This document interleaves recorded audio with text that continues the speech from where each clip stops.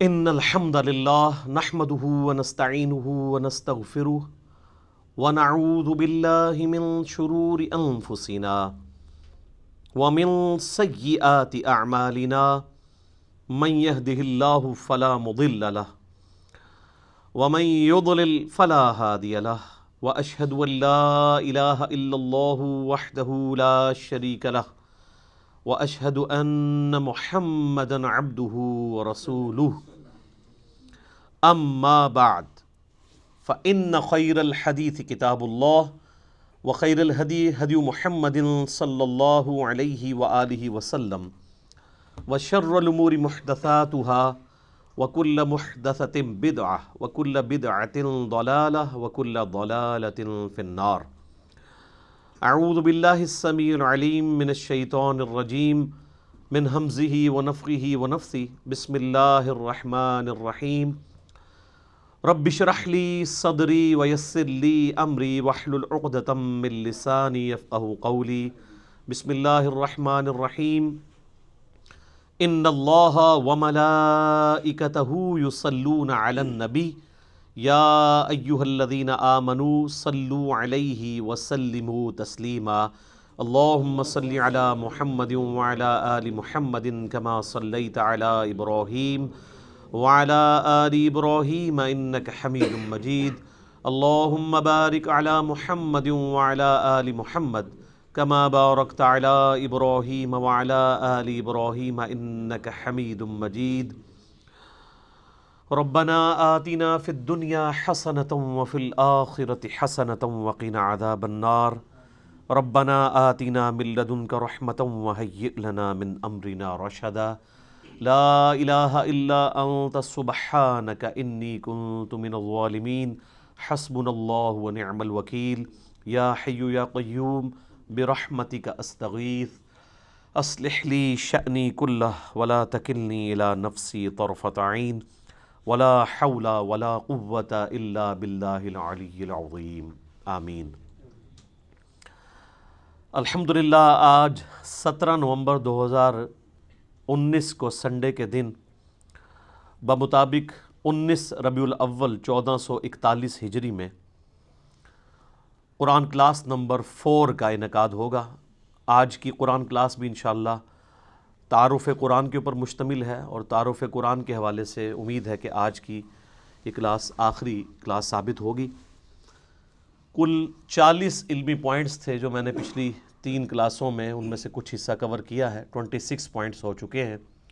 آج انشاءاللہ علمی پوائنٹ نمبر 27 سے آن ورڈ سٹارٹ کریں گے۔ علمی پوائنٹ نمبر 27 وہ ہے میرے بھائیوں، قرآن حکیم کے بعض مقامات ایسے ہیں جو اپنے احکامات کے اعتبار سے منسوخ ہو چکے ہوئے ہیں، لیکن وہ ابھی بھی قرآن کا حصہ ہیں۔ ان کی ناسخ جو آیات ہیں وہ بھی قرآن حکیم کے اندر موجود ہیں، اور یہ قرآن حکیم کی خوبی کے طور پہ اللہ تعالیٰ نے اسے بیان کیا ہے، اور اس کا ذکر ہمیں سورۃ البقرہ کی آیت نمبر 106 میں ملتا ہے۔ اعوذ باللہ من الشیطان الرجیم بسم اللہ الرحمن الرحیم ما ننسخ من آیات او ننسیہا، ہم کوئی بھی آیت ایسی نہیں کہ اسے منسوخ کر دیں یا آپ کو بھلا دی جائے۔ نأتی بخیر منہا او مثلہا، ہم اس سے بہتر آیت لے آئیں گے، اس سے بہتر حکم لے آئیں گے یا اس کے برابر۔ الم تعلم ان اللہ علی کل شیء قدیر، کیا تم نہیں جانتے کہ اللہ تعالیٰ ہر چیز کے اوپر قادر ہے؟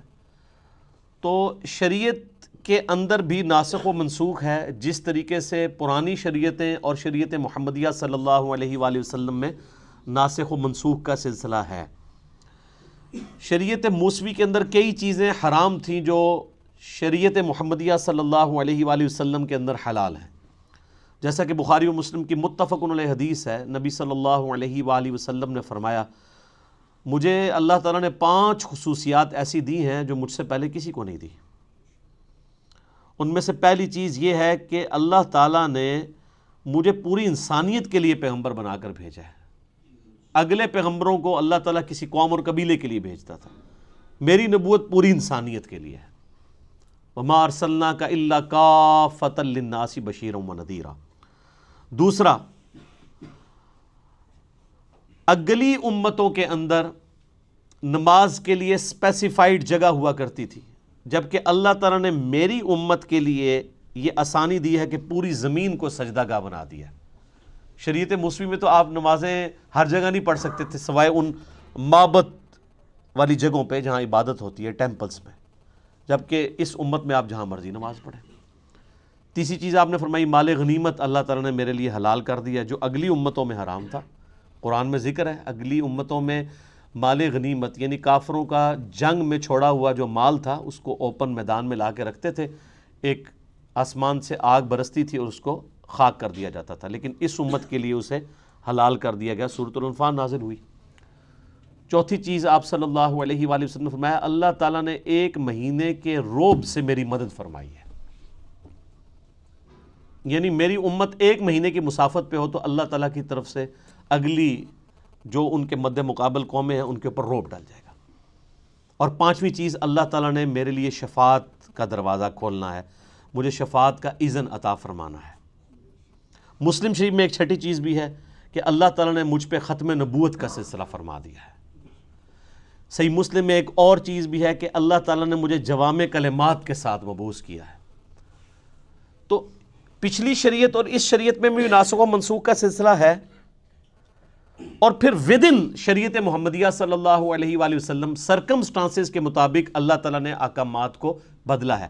اب اس کے پیچھے حکمت کیا ہے اللہ تعالیٰ ہمارا یہ ہماری قدرت کا یہ بھی شاہکار ہے کہ ہم اپنی شریعت میں بھی کسی بھی وقت چینج کر سکتے ہیں. اللہ تعالیٰ اپنی شریعت کا بھی پابند نہیں ہے، بس اتنے ایریے کے لیے پابند ہے جتنے ایریے کے لیے، جتنے سرکمسٹانسز کے لیے، اوقات کے لیے اسے پابند کیا گیا.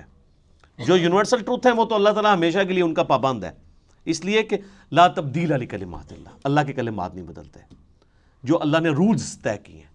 لیکن جہاں پہ اللہ تعالیٰ خود ہی چیزوں کو وقت اور حالات کے مطابق چینج کرتا ہے، اس لیے نہیں کہ اللہ تعالیٰ پہلے بھی وہ کر سکتا تھا، پہلے کر دیتا تو آپ کے لیے مصیبت کھڑی ہو جاتی. شراب کا اگر حکم پہلے دن ہی حرام ہو جاتا تو کتنے لوگ شراب کو چھوڑتے، اس سے گریجولی کیا گیا.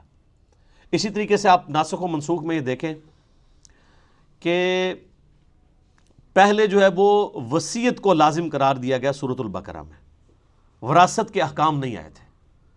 سورہ نساء کے اندر پھر پوری ڈیٹیل آ گئی، اس کی وجہ سے وہ والی آیات منسوخ ہو گئیں. اب اللہ تعالیٰ نے خود وارث کا حصہ رکھ دیا ہے، ماں باپ کو اتنا ملے گا، بیوی کو اتنا ملے گا، بچوں کو بچیوں کو اتنا، پوری ڈیٹیل سورہ نساء کا دوسرا رکوع. اسی طریقے سے سورۃ الانفال میں ہی پہلے آیا کہ جو ریشو پروپورشن کے اعتبار سے ایک مسلمان 10 کافروں پر بھاری ہے. پھر اللہ تعالیٰ نے فرمایا اب ہم نے تمہاری کمزوری دیکھی ہے، اب یہ وہ ریشو پروپورشن قائم نہیں رہے گی. اس میں اللہ کا کوئی قصور نہیں، اس لیے کہ جو نیو مسلم ہیں ان کے ایمان کا لیول وہ نہیں ہے جو مکے کے مسلمانوں کا تھا. تو اللہ تعالیٰ نے اسے ریوائز کیا اور فرمایا کہ اب ایک مسلمان 2 پہ بھاری ہوگا. یہ نہیں ہے کہ وہ اب بھی 10 پہ ہی بھاری رہے گا. وہ اب جو مسلمان ہیں وہ ابو بکر، عمر، عثمان و علی والے مسلمان تو نہیں ہیں. ٹھیک ہو گیا؟ تو یہ بھی ناسخ و منسوخ. اسی طریقے سے سورہ نساء کے اندر اللہ تعالیٰ نے فرمایا تھا کہ جو زانی ہے عورت اسے قید کر دو یہاں تک کہ اسے موت آ جائے، یعنی پوری زندگی کے لیے گھر سے باہر نہ وہ نکلے. قید سے مراد کسی جیل خانے میں نہیں، گھر کے اندر. اس میں الفاظ ہیں کہ ان کو گھروں میں رکھو. اور پھر اسی آیت میں آیا کہ یا پھر اللہ تعالیٰ جب ان کے لیے کوئی حکم مقرر فرما دے گا مستقبل میں، اور وہ پھر زنا کی سزا آ گئی 100 کوڑوں کی شکل میں سورہ النور کے اندر. تو اس طریقے سے ناسخ و منسوخ کا ایک سلسلہ ہے. قرآن حکیم کے اسٹوڈنٹ کو یہ بھی پتہ ہونا چاہیے. ناسخ و منسوخ تو بہت لوگوں نے اس پہ اوپر کام کیا ہے، اور بعض جو علماء ہیں نا وہ انہی چیزوں کا سہارا لے کے کہتے ہیں قرآن بڑا مشکل ہے. قرآن پتہ ہے اس میں تو کچھ منسوخ آیات بھی ہیں، ان سے ہی پوچھ لیں کتنی ہیں آپ بتا دیں تو ان کو بھی نہیں پتہ ہوں گی. تو کہانیاں کراتے ہیں. ٹوٹل 5 مقامات ہیں، اور وہ بھی آپ ناسخ و منسوخ اس اعتبار سے نہیں ہے بلکہ وہ سرکمسٹانسز کے اعتبار سے. دین جو اسٹیبلش ہمیں پتہ ہے یہی دین ہے، اسٹیبلش ہو کے. یعنی آج کسی مسلمان کے بچے کو یہ بتانا ضروری ہے کہ پہلے شراب جو ہے وہ جائز تھی، بعد میں حرام قرار دی گئی. اینڈ رزلٹ سب کو پتہ ہے. اب اس کے اندر سے کیا نکالنا ہے؟ خام خواہ ایک معاملے کو الجھانا، علمی روب ڈالنا، بلکہ میں اسے علمی رعب نہیں، علمی شہوت کہتا ہوں. جیسے وہ شہوات، یہ شہوت ایسے اردو میں تو لفظ نٹوریس، عربی میں شہوت یعنی کہتے ہیں کسی چیز کی لت پڑ جانا، وہ کسی بھی فارم میں ہو سکتی ہے. یہ ہم اسے سیکس کے ساتھ ریلیٹ کرتے ہیں، ویسے بھی کوئی دنیا کی محبت بھی ایک شہوات، دنیاوی شہوات. جو مسلم شریف میں حدیث ہے کہ اللہ تعالیٰ نے جنت کو جو ہے وہ تکلیف کے ساتھ ڈھانپ رکھا ہے اور جہنم کو شہوات کے ساتھ ڈھانپ رکھا ہے. یعنی دنیا کی جو لذت والی چیزیں ہیں وہ جہنم کی طرف لے جانے والی ہیں، اور جنت تک پہنچنے کے لیے آپ کو شریعت کی ہرڈلز، تکلیف دہ چیزیں عبور کرنی پڑیں گی. تو یہ علمی شہوت ہوتی ہے علماء کی، جو اس قسم کی باتیں کر کے الجھاتے ہیں. اس حوالے سے الفوز الکبیر فی اصول تفسیر شاہ ولی اللہ دہلوی کی جو کتاب ہے، انہوں نے وہ 5 مقامات ڈسکس کیے ہیں، جن میں سے 3 میں نے ویسے ہی فی البدی کر دی ہے. تو یہ چیز بھی اس حوالے سے کلیئر ہونی چاہیے. علمی پوائنٹ نمبر 28 وہ ہے میرے بھائیوں، قرآن حکیم کی کل جو 114 صورتیں ہیں جو میں نے شروع میں بتایا تھا، ان میں سے 113 صورتوں کا آغاز بسم اللہ الرحمن الرحیم سے ہوتا ہے، سوائے ایک صورت کے، اور وہ ہے سورہ التوبہ. اس کے آغاز میں بسم اللہ نہیں ہے، لیکن اوورال پورے قرآن میں 114 بسم اللہ پوری ہیں، کیونکہ سورہ نمل کے اندر آغاز میں بھی بسم اللہ آتی ہے، اور سورہ نمل میں ایز اے آیت بھی آتی ہے، اِنَّهُ مِن سُلَيْمَانَ وَإِنَّهُ بسم اللہ الرحمن الرحیم. جو ملکہ بلقیس کے پاس خط آتا ہے تو وہ کہتی ہے یہ کوئی معزز خط ہے اور یہ سلیمان کی جانب سے ہے، اور اس کا آغاز ہے بسم اللہ الرحمن الرحیم سے. تو وہ بسم اللہ اگر آپ جوڑ لیں تو 114 صورتیں ہیں قرآن کی، اور بسم اللہ بھی 114 ہی ہیں، لیکن 113 دفعہ صورتوں کے آغاز میں، اور ایک جو ہے وہ صورت بغیر بسم اللہ کے ہے، وہ سورہ التوبہ ہے، اور اس کی کمپنسیشن بھی سورہ نمل میں ایز اے آیت بھی ہے. سورہ توبہ کے سٹارٹ میں بسم اللہ نہ آنے کی کئی ایک حکمتیں لوگوں نے بیان کی ہیں. سب سے جو مضبوط رائے ہے وہ یہ ہے، چونکہ اس صورت میں اللہ تعالیٰ کے غضب کا کوڑا برسا مشرکین عرب کے اوپر، کیونکہ اس کا آغاز ہی بڑا جارحانہ ہے. برات، اعلان برات ہے، اللہ تعالیٰ نے بیزاری کا اظہار کر دیا اور اس کے رسول نے ان کافروں سے. یعنی وہ 23 سالہ جو دعوت کا دور تھا، جس میں دعوت، تبلیغ، دعوت، اور اچانک اب 23 سال کے بعد اللہ تعالیٰ کہہ رہے جی اب کوئی ذمہ داری نہیں ہے، 4 مہینے کا ٹائم ہے، یا تو یہ اسلام قبول کریں گے یا عرب کی سرزمین چھوڑ کے چلے جائیں گے، اور اگر عرب میں رہیں گے تو قتل کیے جائیں گے. عذاب استیصال ان کے اوپر آئے گا، کیونکہ اگلے نبیوں کے منکرین پہ بھی تو عذاب آتا تھا نا. قوم نوح پہ عذاب آیا نا سیلاب کی شکل میں، قوم لوط پر پتھروں کی شکل میں، قوم فرعون کو سمندر میں ڈبویا گیا. تو ہمارے نبی کے انکار کرنے پر بھی کافروں پر عذاب آنا تھا. 23 سال چھٹی دی کھلی. اس دفعہ سورہ توبہ میں آیا کہ اب عذاب کی یہ شکل ہوگی کہ مسلمانوں کی تلواریں ان پہ مسلط کی جائیں گی. اور سورہ توبہ کی آیت ہے 14 نمبر، اللہ تعالیٰ فرماتا ہے مسلمانوں اللہ تعالیٰ انہیں عذاب دے گا تمہاری تلواروں سے. تو نبی علیہ السلام کی کیس میں عذاب استیصال بجائے چنگھاڑ اور آسمان سے پتھر برسنے یا سمندر میں غرق کرنے کی بجائے تلوار کے ذریعے کافروں پر مسلط ہوا، جس کی پہلی قسط جو ہے وہ غزوہ بدر کی شکل میں آئی، اور آخری قسط جو ہے وہ مشرکین عرب پہ غزوہ حنین کی شکل میں آئی.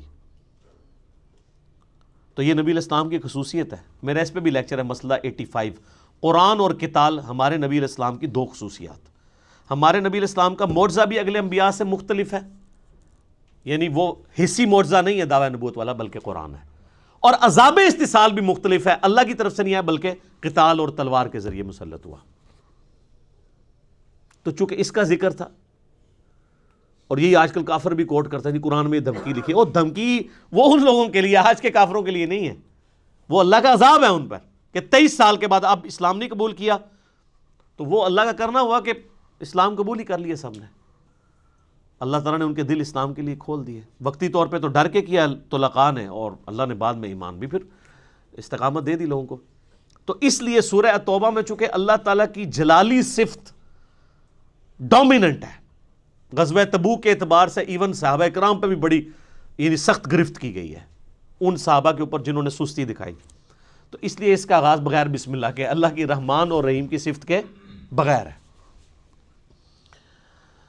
تو یہ 114 کا عدد پورا ہو جاتا ہے جب سورہ نمل میں وہ بسم اللہ کر دی جائے۔ علمی پوائنٹ نمبر 29 وہ ہے میرے بھائیوں، قرآن حکیم میں آیات کتنی ہیں؟ ایسے پبلک میں تو مشہور ہے جی 6666، اے بھی جھوٹ رہا ہے، کہتے گنیاں جے، کبھی گنی کسی نے کہ قرآن حکیم میں 6666 آیات ہے بھی ہیں کہ نہیں؟ قرآن حکیم میں اگر بسم اللہ الرحمن الرحیم سورت کے شروع میں جو آتا ہے اس کو چھوڑ دیا جائے اور صرف سورتوں میں آنے والی آیات کو جمع کیا جائے تو قرآن حکیم میں کل آیات کی تعداد ہے 6236۔ اور اگر بسم اللہ کو بھی شامل کر لیا جائے ایز اے آیت تو ظاہر ہے قرآن حکیم میں 113 جگہ بسم اللہ بھی ہے سورتوں کے آغاز میں۔ وہ جو 114ویں مرتبہ ہے وہ تو سورت کے اندر ہے نا، وہ ویسے ہی ٹوٹل میں شمار ہوئی ہوئی ہے، 113 اس میں ایڈ کریں تو 6349 6349 ہے، اور بغیر بسم اللہ کے کریں تو 6236 آیات۔ یہ 6666 پتہ نہیں کس نے مشہور کر دی ہوئی ہے۔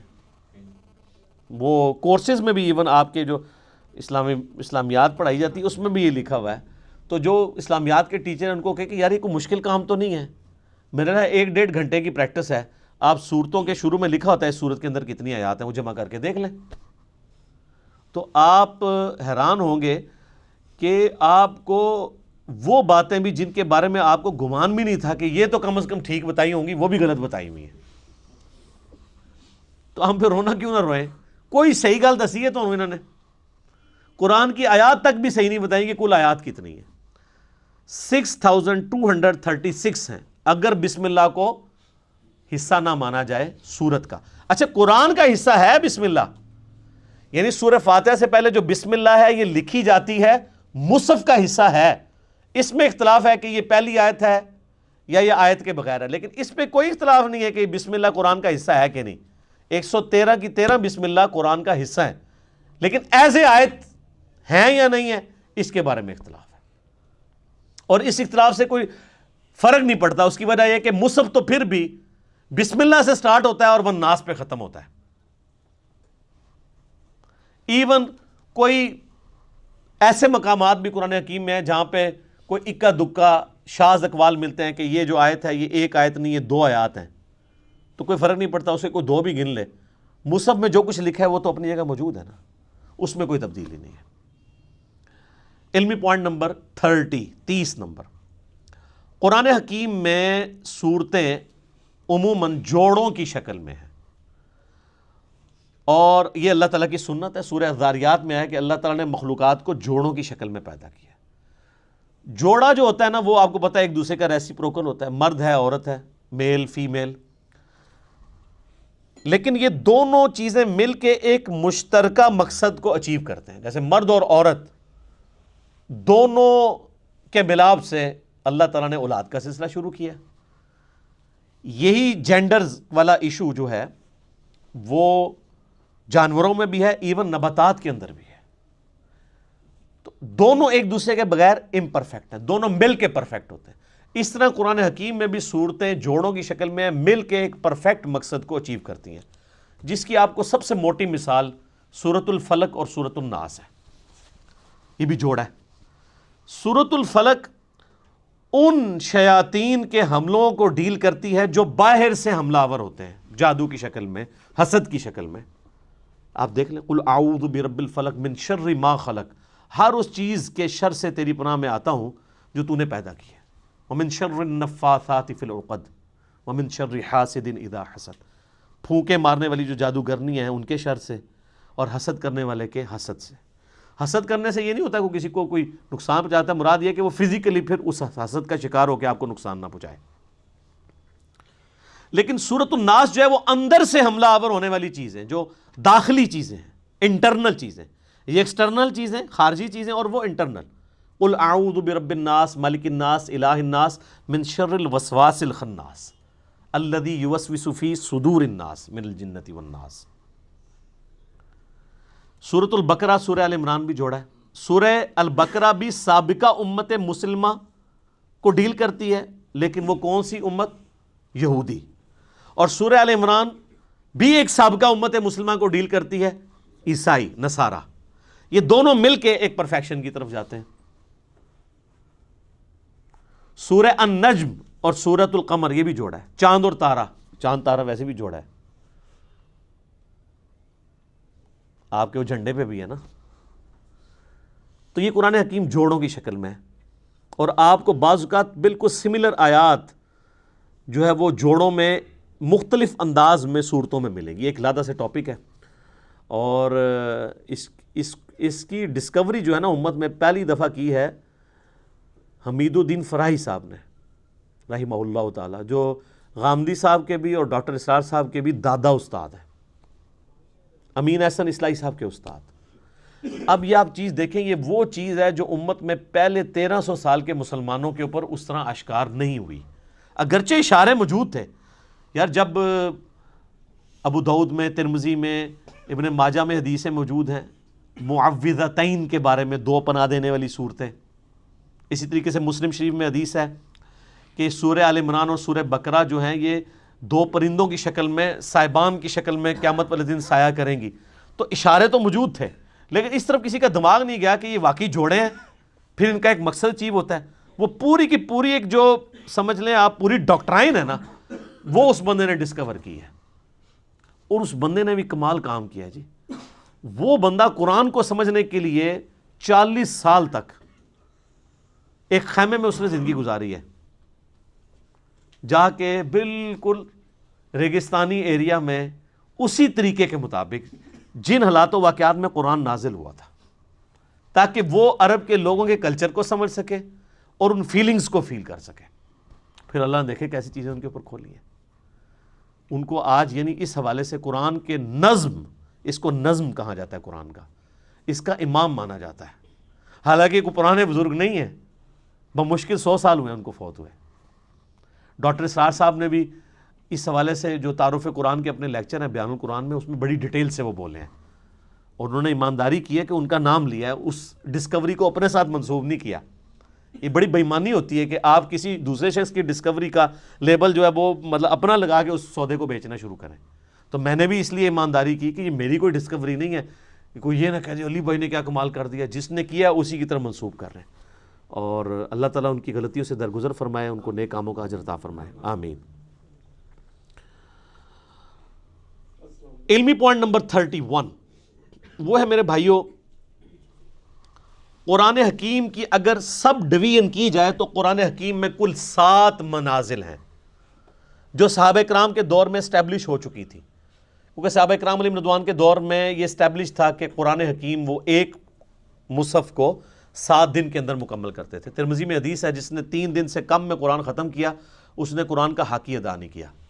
یہ ان کو کہا جا رہا ہے جن کو عربی آتی ہے، اور جو کہتے ہیں ہمارے بزرگ ایک رات میں پورا قرآن ختم کرتے ہیں تو وہ کیڑا ثواب کھٹتے رہنے، آپ سمجھ لو۔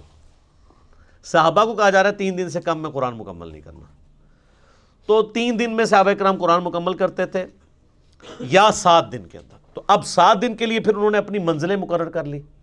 یہ منزل کا لفظ آپ بھی آج کل وہ بزرگوں کے وظائف کی کتابیں بھی ہیں نا، وہ منزلیں لکھتے ہیں، ٹھیک ہے، وہ کہتے ہیں تصوف کی اتنی منزلیں طے کر لی ہیں، لفظ قرآن سے ہی پکڑا ہوا ہے۔ صحابہ کرام کے دور میں یہ اسٹیبلش ہو گیا تھا کہ جس نے 7 دن کے اندر قرآن ختم کرنا ہے نا، اس کے لیے انہوں نے ثانی کر کے نا ایکولی ڈیوائڈ کر کے، آلموسٹ ایکولی ڈیوائڈ کیا، 100% نہیں۔ اور چونکہ یہ صحابہ کرام کی ڈویژن تھی، اس میں آپ کو پھر اس طرح کی خامی نظر نہیں آئے گی جو پاروں کی ڈویژن میں نظر آئی ہے، وہ میں اگلے پوائنٹ میں ڈسکس کروں گا۔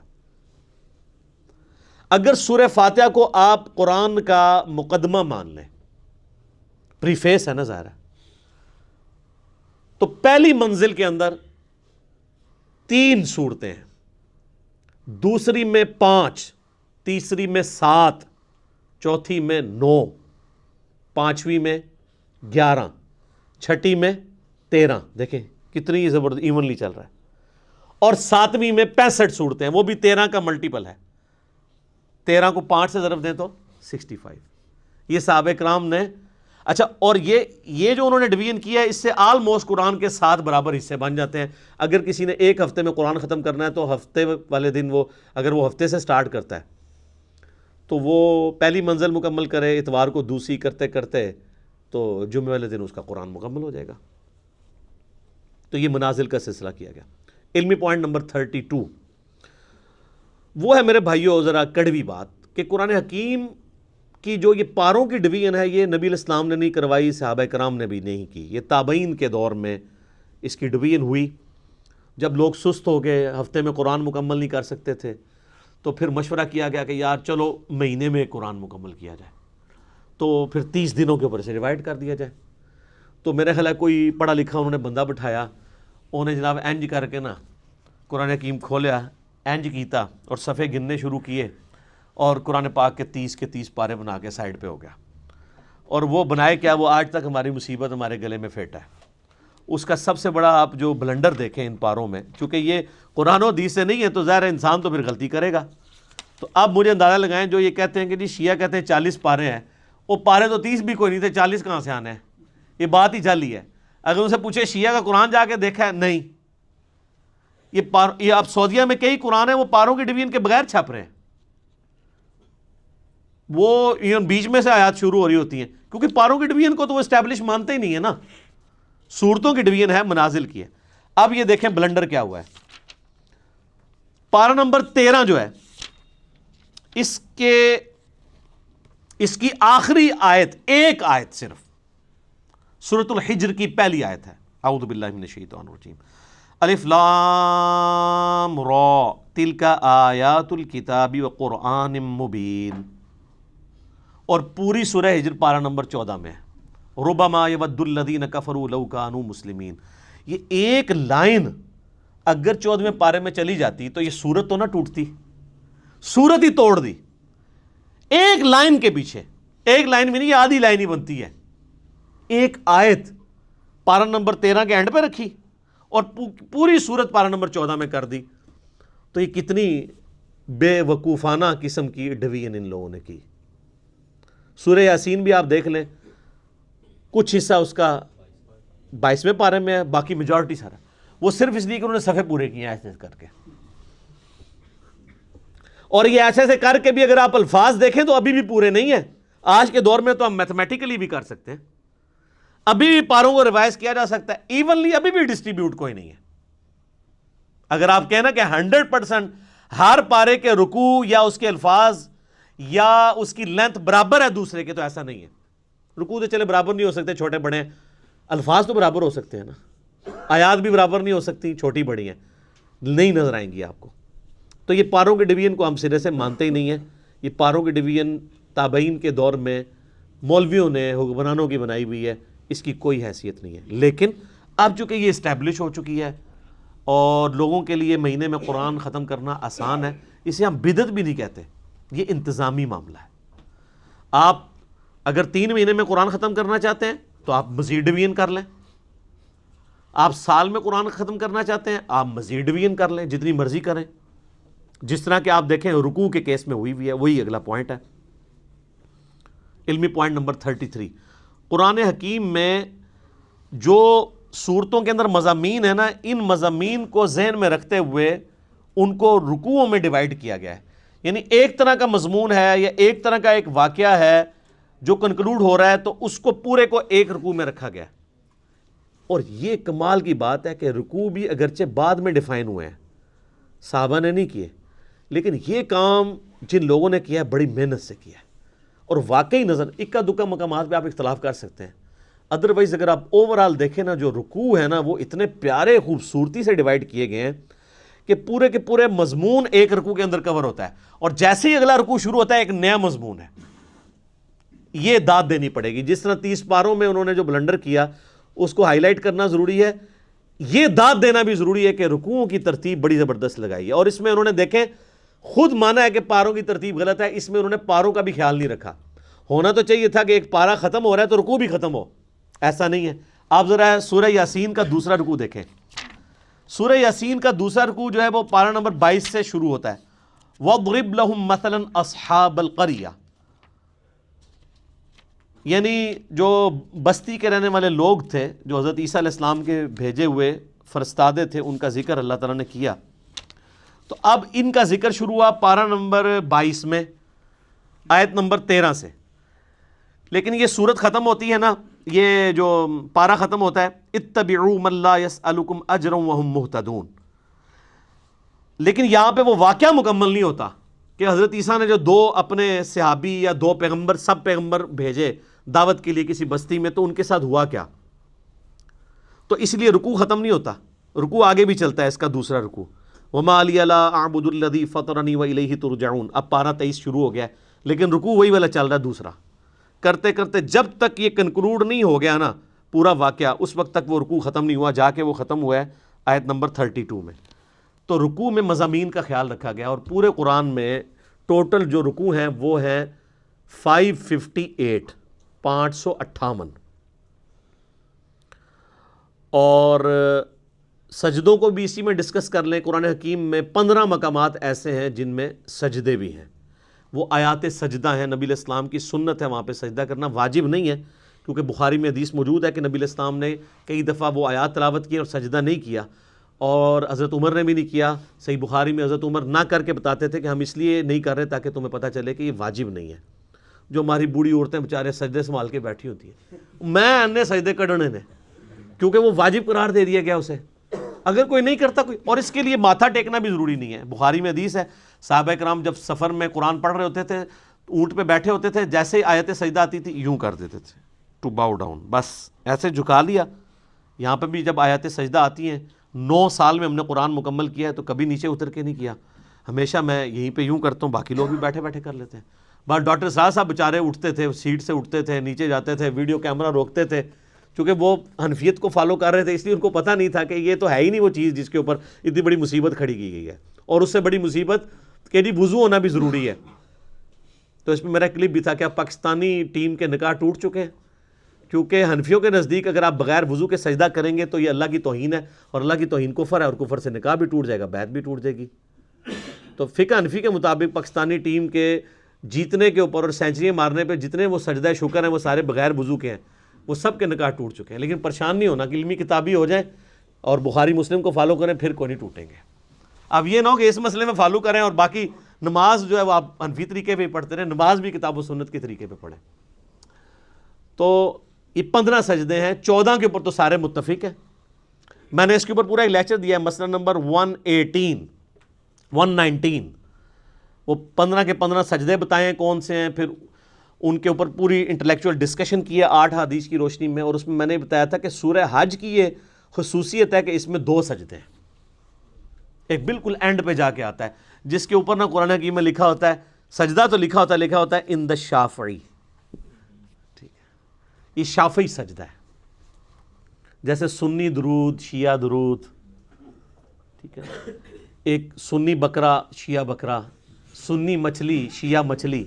ہاں قربانی کے دنوں میں چونکہ شیعہ جو ہے وہ خسی جانور کی قربانی کے قائل نہیں ہے، تو وہ ان کے جو نان خسی جانور ہیں وہ شیعہ منڈی میں بکتے ہیں، اور مچھلی میں بھی اسی طرح ان کا اختلاف ہے کہ جو چھلکوں والی مچھلی ہے وہ کھائی جائے گی، جو بالکل پلین ہوتی ہے وہ نہیں کھائی جائے گی۔ تو اس طرح قرآن کے سجدے بھی جو ہے نا وہ فرقہ واریت کی نظر ہوئے، تو وہ امام شافعی۔ ہم پہلے یہ پوچھتے ہیں کہ امام شافعی پہ کوئی وحی نازل ہوئی تھی؟ امام شافعی سے پہلے جو 200 سال کے مسلمان ہیں ان کے نزدیک سورہ حج کا سجدہ ہے تھا یا نہیں تھا؟ ایک سمپل سوال ہے۔ امام شافعی تو پیدا ہوئے 150 ہجری میں، فوت ہوئے ہیں 204 ہجری میں۔ امام شافعی کی پیدائش سے پہلے 150 سال کے جو مسلمان ہیں وہ کیا سجدہ کرتے تھے؟ وہ آپ حدیثیں اٹھا کے دیکھ لیں، جامع ترمذی میں، ابو داؤد میں، مسند احمد میں، کہ سورہ حج کی فوقیت ہے 2 سجدوں کی وجہ سے۔ تو احادیث میں تو 15 ہی سجدے تھے، اور امام شافعی کا موقف یہ ٹھیک ہے، یہ امام شافعی کا سجدہ نہیں ہے، یہ احادیث کا سجدہ، اور حدیثیں تو امام شافعی کے ابا اور دادا اور پردادا کی بھی پیدائش سے پہلے کی ہیں۔ تو سورہ حج میں 2 سجدے، وہ بلکہ وہ بیان القرآن میں جب ڈاکٹر اسرار صاحب یہاں ان آیات پہ پہنچے نا تو نیچے سے کسی نے واد ہی سجدہ ہے، انہوں نے کہا نہیں امام شافعی اللہ سجدہ ہے، ٹھیک ہے، لیکن وقت کے ساتھ انہوں نے لرن کیا ہے، مطلب وہ سیکھ گئے تھے کئی چیزیں۔ میری جو ان سے ملاقات ان کی وفات سے آلموسٹ 2 سال پہلے ہوئی، 14 اپریل 2010 کو وہ فوت ہوئے نا، تو میری 2008 کے اندر ملاقات ہوئی، میں ان کے جنازے میں بھی شریک رہا، تو انہوں نے ان کیمرہ مجھ سے بہت ساری باتیں کی تھی، آن کیمرہ نہیں، ان کیمرہ۔ میں کیمرہ لے گیا تھا، میں نے کہا سر میں نے آپ کی باتیں ریکارڈ کرنی ہے یادگار کے طور پہ، تو انہوں نے کہا پھر میں تو کھل کے بات نہیں کروں گا، اب آپ نے کھل کے بات سننی ہے یا ریکارڈنگ کرنی؟ میں کہا جی ستیہ ناس ریکارڈنگ دا، میں نے ڈائریکٹ کرو۔ تو اس میں انہوں نے کئی ایک باتیں کی اس حوالے سے، جس سے مجھے یہ پتہ چلا کہ ان کو آخری عمر میں کئی ایک باتیں کلیئر ہو چکی تھی جو ان کو اپنی زندگی میں، جن کے اوپر وہ چیزوں کے اوپر چلتے رہے، جس میں انہوں نے ٹاپ آف دا لسٹ یہ بات کی تھی کہ نماز کا طریقہ وہی ہے جس طریقے سے اہل حدیث نماز پڑھتے ہیں، یہ حنفیوں کا طریقہ ٹھیک نہیں ہے۔ لیکن خود وہ رفع الیدین سے نماز پڑھتے بھی تھے، نہیں بھی پڑھتے تھے، لیکن موقف ان کا یہ تھا۔ ان کی ایک ہی ویڈیو ریکارڈڈ ہے، یوٹیوب پہ رکھی ہے، جس میں انہوں نے سورہ حشر کی آخری 3 آیات کے ساتھ نماز پڑھائی ہے، مغرب کی غالباً یا عشاء کی، وہ رفع الیدین سے ہی پڑھی ہے انہوں نے۔ میرے ساتھ کھڑے ہو کے انہوں نے 3 نمازیں پڑھی ہیں، تو جمعے کی، عصر کی اور مغرب کی، مئی 2008 میں۔ تو انہوں نے سنت کے مطابق نماز پڑھی، رکوع میں جاتے وقت، رکوع سے اٹھتے وقت رفع الیدین کیا، الحمدللہ۔ علمی پوائنٹ نمبر 34 وہ ہے میرے بھائیوں، قرآن حکیم فلسفے یا سائنس کی کتاب نہیں ہے، بلکہ یہ کتاب ہے ہدایت انسانی کی۔ اگرچہ اس میں سائنٹیفک فیکٹ سے ریلیٹڈ 1000 سے زیادہ آیات ہیں، لیکن ان فزیکل فینامنا آف نیچر یا التذکیر بآلاء اللہ کے ذریعے اللہ کا تعارف کروایا گیا۔ مقصد سائنٹیفک فیکٹس بیان کرنا نہیں ہے۔ تو قرآن ایک لٹریچر کی بک ہے، اور اس لٹریچر کی بک کا مقصد بھی انسانی ہدایت ہے۔ اگرچہ اس میں کئی ایک مضامین ڈسکس ہوئے ہیں، کئی ایک ٹاپکس ڈسکس ہوئے ہیں، لیکن مرکزی چیز التذکیر ہے۔ وَأُوحِيَ إِلَيَّ هَذَا الْقُرْآنُ لِأُنذِرَكُم بِهِ وَمَن بَلَغَ۔ اے نبی فرما دو اللہ نے قرآن میری طرف اس لیے وحی کیا ہے تاکہ اس کے ذریعے میں تمہیں بھی تبلیغ کر دوں، اور جس تک یہ قرآن پہنچ جائے وہ اسی قرآن کے ذریعے تبلیغ کرے۔ تذکیر، نصیحت، ڈر سنانا، اور کہیں کہیں خوشخبری بھی ہے، لیکن ہمارے لوگوں نے خوشخبری ڈومیننٹ لی ہوئی ہے، ڈر کو نیچے کر دیا۔ اس کا اینڈ رزلٹ آپ کے سامنے ہے، سب کہہ رہے ہیں جو کچھ بھی ہے تیرے محبوب کی امت سے ہے۔ ٹھیک ہے، موجہ مارو، عقل نہ ہوئے تو موجہ ہی موجہ، عقل ہوئے تو سوچیں ہی سوچا۔ تو یہ اس لیے اس چیز کو آپ نے ذہن میں رکھنا ہے قرآن پڑھتے ہوئے۔ اچھا، علمی پوائنٹ نمبر 35 وہ ہے قرآن حکیم کو سمجھنے کے لیے جہاں تک تعلق ہے شرعی احکامات کا، شریعت محمدیہ صلی اللہ علیہ وآلہ وسلم کا، تو اس کے لیے ہم اپنے سلف کی طرف رجوع کریں گے کہ صحابہ، تابعین، تبع تابعین نے ان معاملات کو کیسے سمجھا۔ نکاح طلاق کے مسئلے ہوں گے، وضو کے مسائل ہوں گے، نماز کا طریقہ ہوگا، نکاح سے ریلیٹڈ چیزیں ہوں گی، کیونکہ ان کا تعلق سائنس کے ساتھ تو نہیں ہے۔ البتہ جن چیزوں کا تعلق سائنٹیفک فیکٹس کے ساتھ ہے، اس میں ہم اپنے سلف کی طرف نہیں دیکھیں گے بلکہ خلف کی طرف دیکھیں گے، کیونکہ ہمارے سلف کو تو کئی چیزیں پتہ ہی نہیں تھی سائنٹیفک فیکٹس کے اعتبار سے۔ میں بتا رہا امام غزالی نے کہ میاں سعادت میں لکھا ہے کہ سورج جو ہے وہ زمین سے 5 گنا بڑا ہے، 60 گنا بڑا، مختلف اقوال ہیں۔ آج ہمارے بچے کو بھی پتا ہے کہ 60 گنا نہیں ہے، 6000 گنا بھی نہیں ہے، 6 لاکھ گنا بھی نہیں، 13 لاکھ گنا بڑا ہے سورج۔ تو ہمارے بزرگوں کو نہ علم غیب تھا نہ علم سائنس تھا، اس لیے اتنی بڑی بڑی غلطیاں ان سے ہوئی۔ تو سائنٹیفک فیکٹس کے لیے آپ پریزنٹ دور میں دیکھیں گے، ایمبریولوجی سے ریلیٹڈ آیات ہوں، جیولوجی سے ریلیٹڈ آیات ہوں، ایسٹرونومی سے ریلیٹڈ آیات ہوں، اس میں سلف کی رٹ نہیں لگائیں گے کہ سلف نے لکھ دیا ہے، ٹھیک ہے؟ تو اب ہم نے اسی کو فالو کرنا ہے۔ اب آپ پتہ قرآن حکیم میں جگہ جگہ آیا نا کہ دل اندھے ہو چکے ہیں، یہ سوچتے نہیں، ان کو ہم نے دل دیا تھا۔ تو پرانے اسلاف نے ان سے رزلٹ یہ نکالا کہ دماغ سوچتا ہی نہیں، دل سوچتا ہے، اور انہوں نے دماغ کے سوچنے کا بھی انکار کر دیا۔ وہ تو پھر آج ہمیں سائنس بتا رہی ہے کہ دل بھی سوچتا ہے، دماغ بھی سوچتا ہے۔ اس کے اوپر میرا کلپ ہے، انسٹرومنٹ آف انٹلیکٹ، وہ دماغ ہے یا دل، وہ آپ دیکھ لیں، دونوں سوچتے ہیں۔ لیکن قرآن حکیم میں چونکہ ذکر بار بار آیا دل کا، تو انہوں نے کہا دماغ سوچتا ہی نہیں ہے۔ اب اس میں ہم سلف کی بات نہیں مانیں گے، خلف کی بات مانیں گے، جنہوں نے سائنٹیفکلی چیزوں کو لرن کیا۔ اور قرآن میں صرف دل کا ذکر نہیں ہے، افئدہ کا لفظ بھی آیا ہے، وہ دماغ کی طرف بھی جا سکتا ہے۔ سینٹر، عقل کا ذکر آیا ہے۔ اب وہ عقل کے لیے ضروری نہیں کہ وہ دل ہی ہو، دل بھی سوچتا ہے۔ یہ بھی علیحدہ بات ہے کہ یہ بھی اب ریسنٹ ڈسکوری ہے، یوٹیوب پہ اس کے حوالے سے ویڈیوز بھی موجود ہیں۔ پہلے لوگ دل کے سوچنے کو نہیں مانتے تھے، چونکہ قرآن لٹریچر کی بک ہے اس لیے قرآن دل کا ذکر ڈومینیٹ کرتی ہے. ایک سائنٹسٹ ہے جس کو پتا ہے کہ دماغ سوچتا ہے، وہ کبھی نہیں کہے گا کہ آج میرا دماغ کر رہا ہے کہ میں بریانی کھاؤں، وہ بھی کہے گا میرا دل کر رہا ہے آج بریانی کھاؤں، کیونکہ لٹریچر کی زبان میں دل کا لفظ ہی بولا جاتا ہے. تو قرآن حکیم کا سٹائل لٹریچر کا سٹائل ہے.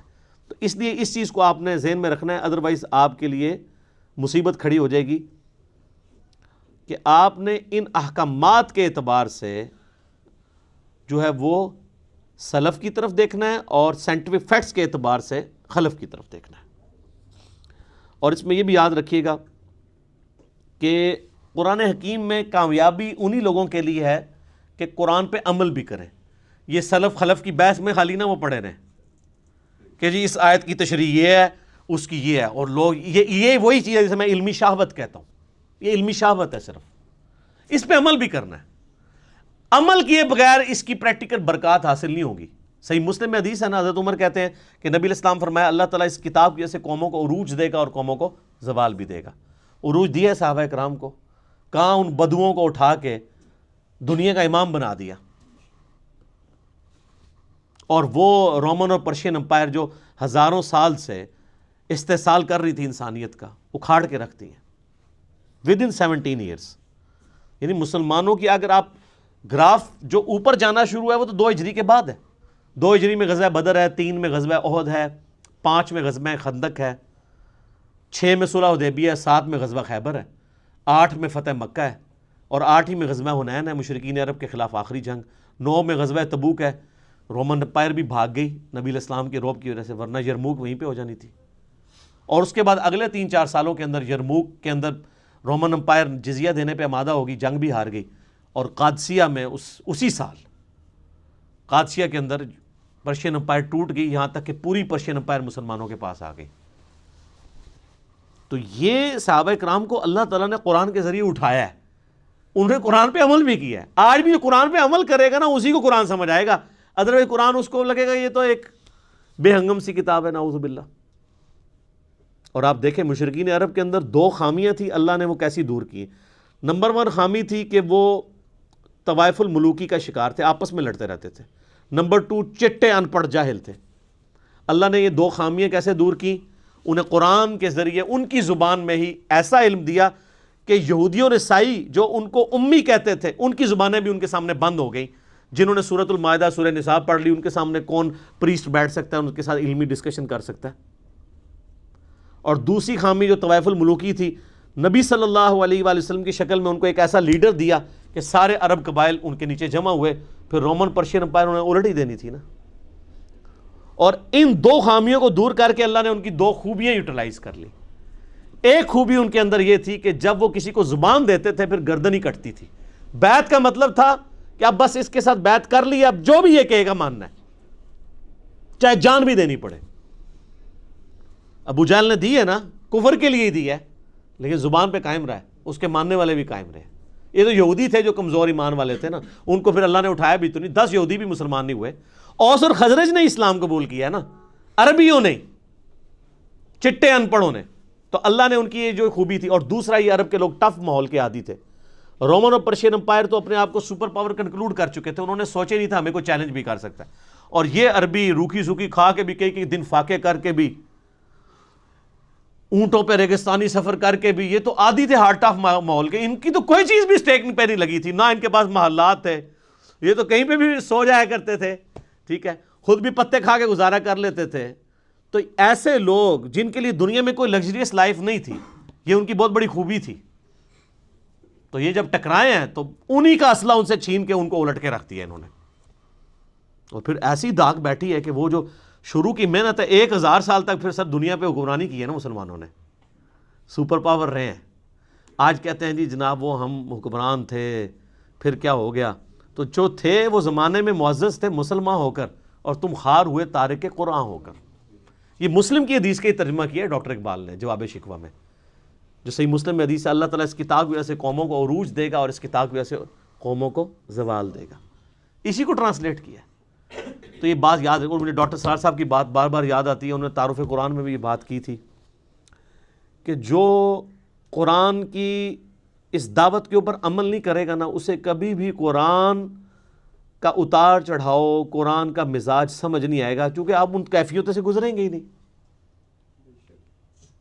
قرآن والی کیفیتوں سے آپ کب گزریں گے؟ جب آپ معاشرے سے ٹکرائیں گے۔ قرآن کہہ رہا ہے یہ کرو، معاشرہ کہہ رہا ہے یہ کرو، تو آپ کو معاشرے کی تیکھی باتیں سننی پڑیں گی، اس کی وجہ سے آپ کی تطہیر ہوگی، اللہ کے لیے آپ کو صبر کرنا پڑے گا، ہو سکتا ہے کبھی کبھار گالیاں کھانی پڑیں اور کبھی تک مار تک بھی نوبت آ جائے۔ جب تک یہ نوبت نہیں آئے گی تو وتواصوا بالحق اور وتواصوا بالصبر کیسے آپ کو سمجھ آئے گا؟ میٹھی میٹھی باتیں کرنے سے، میلاد کانفرنسز کرنے سے، محرم کی شیرنی بانٹنے سے، محفل میلاد کرنے سے، محفل قرآن کرنے سے، تلاوت کے محفل قرات کروانے سے اور نعتیہ مقابلے کروانے سے تو کوئی فرق نہیں پڑتا۔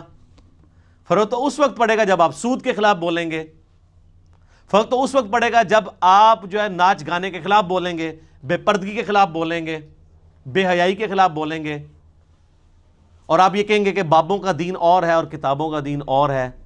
کتابیں تو یہ بتا رہی تھی، ہمارے بزرگ ہمیں کیا بتا کے گئے ہیں؟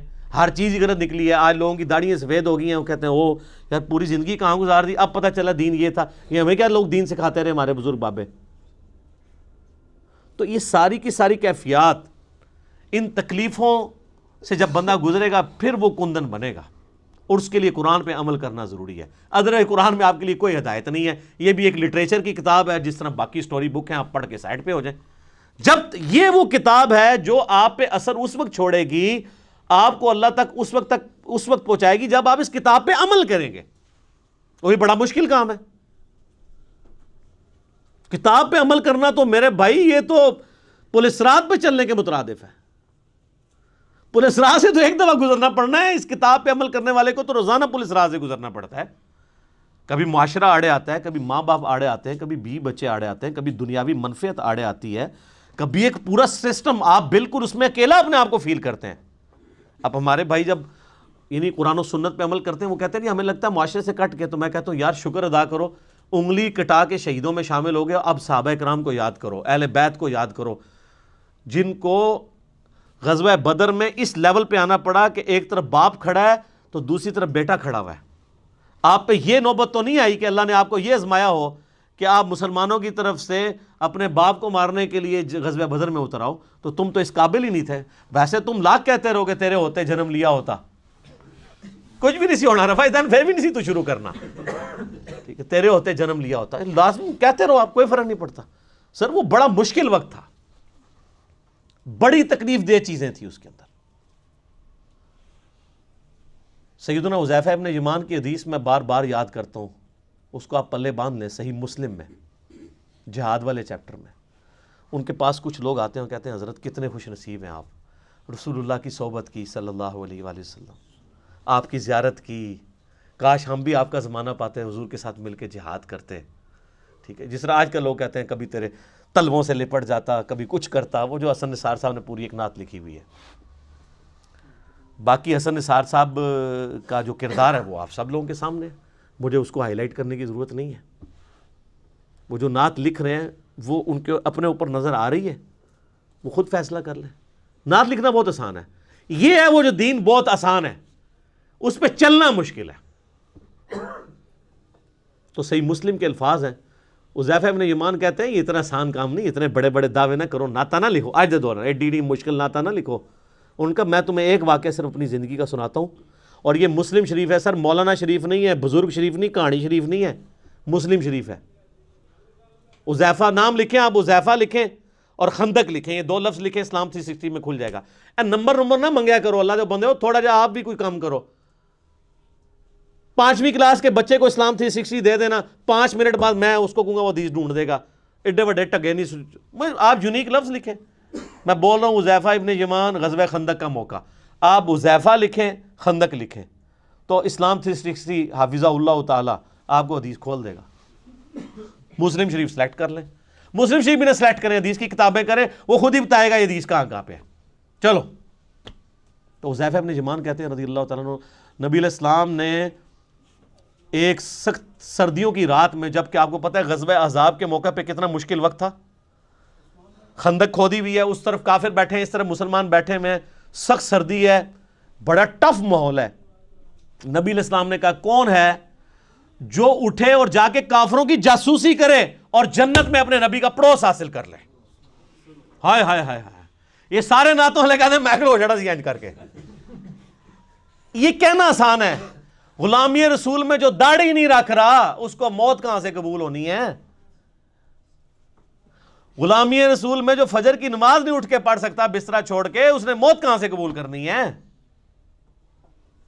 حضرت حذیفہ ابن یمان کہتے ہیں کہ اتنی بڑی بشارت سن کے بھی کوئی ایک صحابی بھی نہیں تھا جو کھڑا ہو, اس لیے کہ سخت سردی کی رات تھی, لوگ چاہتے تھے کسی اور کی ڈیوٹی لگ جائے.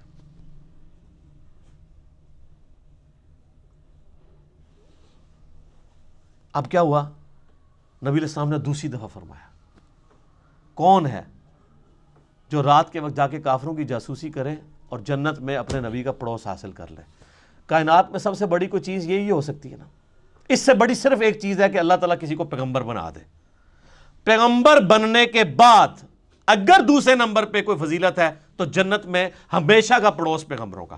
یہی ہے نا, یہی ہم اللہ سے مانگتے ہیں کہ اللہ تعالیٰ ہمیں بقیہ غرقت میں مدفن اور جنت الفردوس میں اپنے محبوب صلی اللہ علیہ وآلہ وسلم کا پڑوس عطا فرمائے, آمین. حضرت حذیفہ کہتے ہیں دوسری بار بھی کوئی نہیں کھڑا ہوا, تیسری دفعہ بھی کوئی نہیں کھڑا ہوا, چوتھی دفعہ نبی علیہ السلام فرمایا حذیفہ. آپ کہتے ہیں میں نے دل میں کہا لو جی مارے کے, اب تو جانا ہی پڑے گا, میری ڈیوٹی لگی, کیونکہ اب تو بائی نیم حکم آ گیا نا. ان کہ یا رسول اللہ, فرمایا جاؤ, اور ساتھ کہا کہ دیکھنا چھیڑخانی کوئی نہیں کرنی, جتنا کام کا ہے اتنا ہی کرنا ہے. کہتے ہیں میں اٹھا, اب سوچ رہا تھا سخت سردی ہیں ریگستان کی, باہر جا کے کیا بنے گا میرا. کہتے ہیں اللہ کی قسم جب میں اٹھا تو مجھے لگا میں گرم حمام میں داخل ہو گیا ہوں, میرے اوپر کسی نے نا کوئی گرم رضائی اوڑھ دی ہے سخت سردیوں میں. اور کہتے ہیں میں اسی طرح باہر گیا پھرتا رہا, ٹھنڈ ختم ہی ہو گئی. اور کہتے ہیں میں نے دیکھا کافر رات کے وقت بیٹھ کے اپنے وہ جو تیر ہیں ان کی جو نوکیں ہیں ان کو تیز کر رہے ہیں, کوئی برچھیوں کو تیز کر رہا ہے.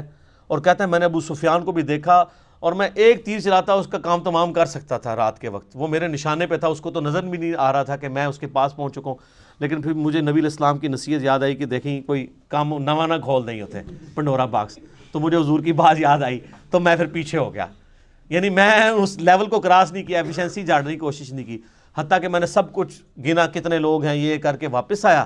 کہتے ہیں جیسے ہی میں نبی علیہ السلام کی مجلس میں داخل ہوا تو وہ جو گرم حمام والا اثر تھا ختم ہو گیا اور مجھے سخت ٹھنڈ لگنا شروع ہو گئی. تو نبی علیہ السلام نے اپنی مبارک چادر میرے اوپر اڑا دی. یہ یعنی معجزہ ظاہر ہوا نبی علیہ السلام کا, یہ صحیح مسلم میں.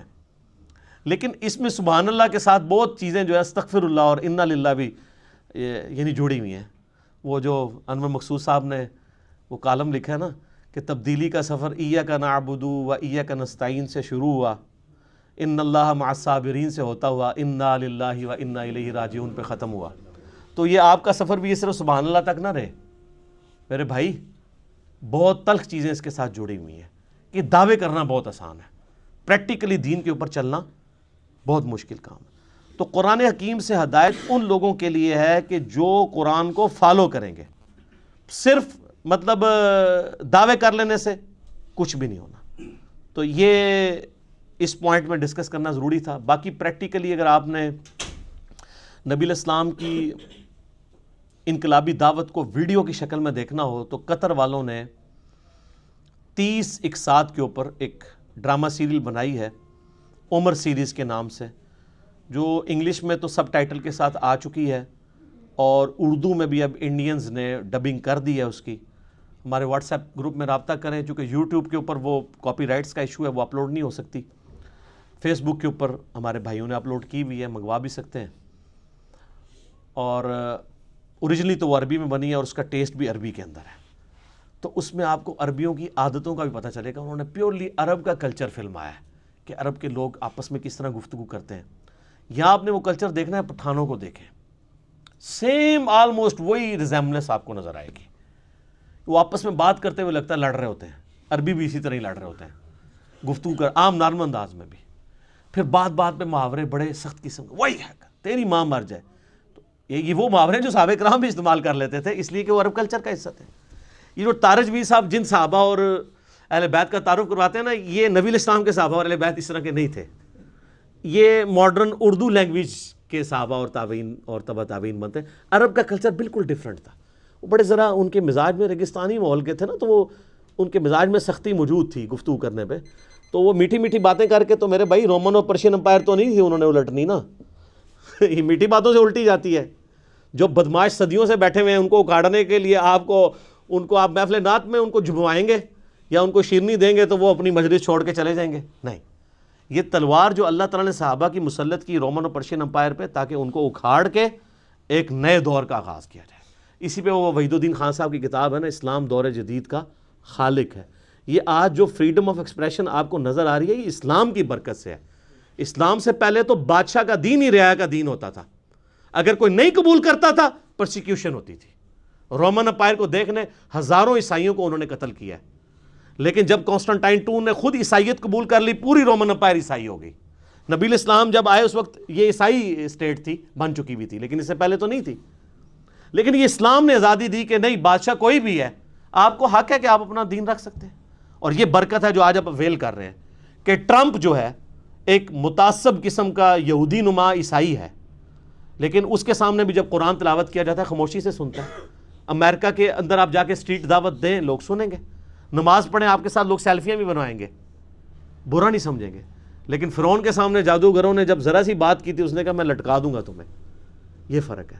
تو اسلام اس دور جدید کا خالق ہے. ٹھیک ہے جی، انشاءاللہ یہ 35 پوائنٹ ہی کور ہوئے ہیں، باقی 5 پوائنٹ انشاءاللہ اگلی دفعہ کور کریں گے. صلو علی الحبیب، اللہم صلی علی محمد وعلی آل محمد کما صلیت علی ابراہیم وعلی آل ابراہیم انک حمید مجید. اللہم بارک علی محمد وعلی آل محمد کما بارکت علی ابراہیم وعلی آل ابراہیم انک حمید مجید. سبحانک اللہم وبحمدک اشہد ان لا الہ الا انت استغفرک واتوب الیک. اللہ تعالیٰ سے دعا ہے جو حق بات میں نے کہی ہمارے دلوں میں راسخ فرمائے. اگر جذبات میں میرے منہ سے کوئی غلط بات نکل گئی، اللہ تعالیٰ ہمارے دلوں سے ہی معاف کر دے. ہمیں کتاب و سنت کی تعلیمات پر عمل کر کے دوسرے بھائیوں تک پہنچانے کی توفیق عطا فرمائے. وما علینا الا البلاغ المبین.